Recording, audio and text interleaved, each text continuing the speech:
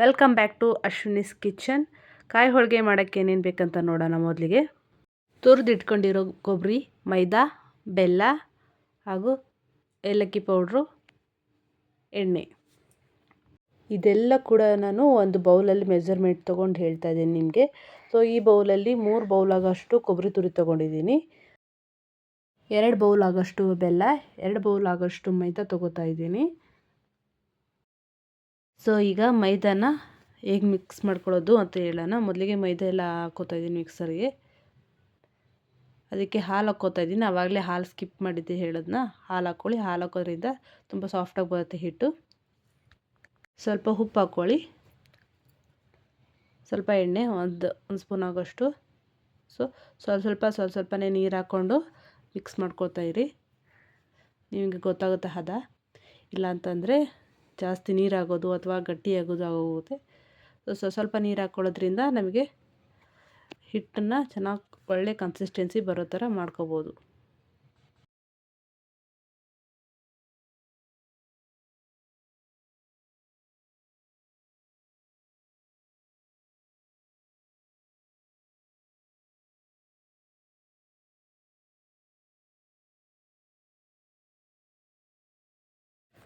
So ಈ consistency ಬರೋವರೆಗೂ ಸಾಕು. ಇಷ್ಟು ಸಾಫ್ಟ್ ಆಗಿದೆ. ಈಗ ಪ್ಲೇಟ್ ಮುಚ್ಚಿ ಸೈಡಲ್ಲಿ ಎತ್ತಿಡೋಣ.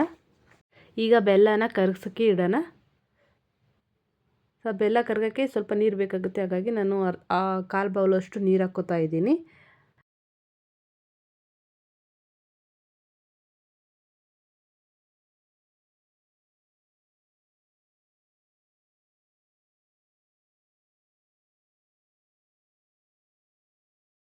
ಸೊ ಈಗ ಆಲ್ಮೋಸ್ಟ್ ಕರಗಿದೆ ಬೆಲ್ಲ.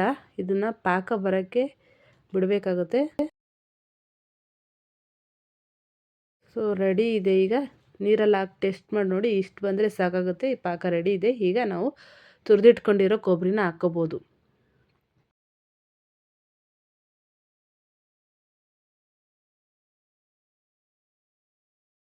ಹಾಕಿ ಚೆನ್ನಾಗಿ ಮಿಕ್ಸ್ ಮಾಡ್ಕೊಳ್ಳಿ. ಪಾಕ ಮತ್ತು ಕೊಬ್ಬರಿ ಎಲ್ಲ ಚೆನ್ನಾಗಿ ಮಿಕ್ಸ್ ಆಗೋವರೆಗೂ.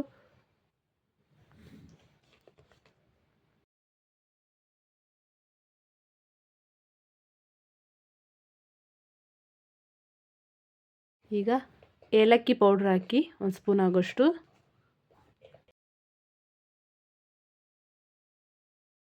ಈಗ ರೆಡಿ ಇದೆ. ಗ್ಯಾಸ್ ಆಫ್ ಮಾಡಿ ಸೈಡಲ್ಲಿ ಎತ್ತಿಟ್ಬಿಡಿ ತಣ್ಣಗಾಗೋಕ್ಕೆ. ಈ ರೀತಿ ಮೈದಾ ಹಿಟ್ಟಲ್ಲಿ ನಾವು ಕೈಯಲ್ಲೇ ತಟ್ಕೊಂಡು ಇದನ್ನು ಅದರೊಳಗೆ ತುಂಬಿ ಸ್ಟಫಿಂಗ್ ಮಾಡಬೇಕು ನೀಟಾಗಿ.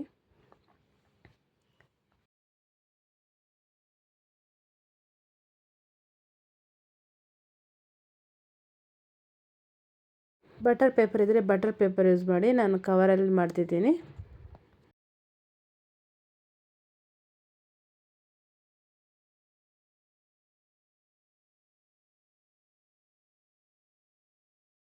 ಈಗ ಇದನ್ನು ತವಾ ಬಿಸಿ ಮಾಡಿಕೊಂಡು ಬೇಯಿಸ್ಬಿಡೋಣ. ಸೊ ತವಾಗೆ ಸ್ವಲ್ಪ ಎಣ್ಣೆ ಹಾಕ್ಕೋತಾ ಇದ್ದೀನಿ. ತಟ್ಕೊಂಡಿರೋ ಹೋಳಿಗೆ ಕೂಡ ಇದ್ರ ಮೇಲೆ ಹಾಕ್ಕೋತಾ ಇದ್ದೀನಿ.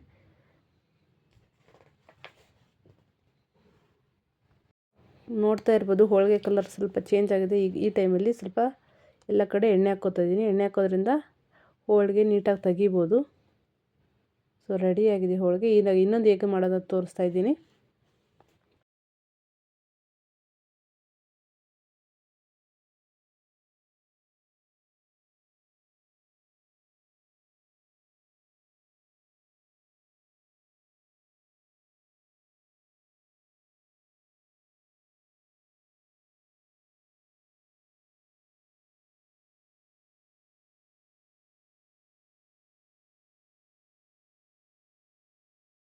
ನಾನು ತಗೊಂಡಿರೋ ಮೆಜರ್ಮೆಂಟಲ್ಲಿ ಸುಮಾರು 6 ಅಥವಾ 7 ಹೋಳಿಗೆನ ಮಾಡ್ಬೋದು.